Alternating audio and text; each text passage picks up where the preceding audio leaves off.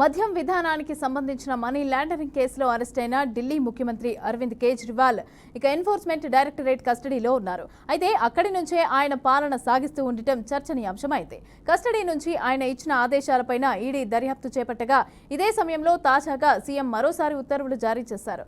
Lockup నుంచి కేజ్రీవాల్ రెండో ఆదేశాలు జారీ చేసినట్లుగా ఆప్ నేత అలాగే ఢిల్లీ ఆరోగ్య మంత్రి సౌరభ్ భరద్వాజ్ వెల్లడించారు. మొహల్లా క్లినిక్లలో ఉచిత ఔషధాల కొరత ఉండకుండా చూసుకోవాలని సీఎం ఉత్తర్వుల్లో ఆదేశించినట్లుగా ఆరోగ్య మంత్రి తెలిపారు. కస్టడీలో ఉన్నప్పటికీ సీఎం ప్రజల ఆరోగ్యం గురించి ఆలోచిస్తున్నారు అని చెప్పారు.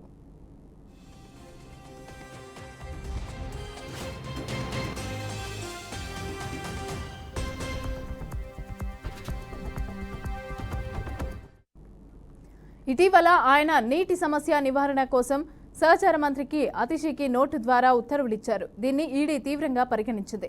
కస్టడీ సమయంలో ప్రధాన కార్యాలయంలో ఉన్న కేజ్రీవాల్కు కంప్యూటర్ లేదా కాగితాలను తాము సమకూర్చలేదని దర్యాప్తు సంస్థ చెప్తోంది. ఇక ఆదేశాలు బయటకు ఎలా వెళ్లాయో తెలుసుకునేందుకు చర్యలు చేపట్టింది. దీనిపైన అతిషిని ప్రశ్నించే అవకాశం ఉంది.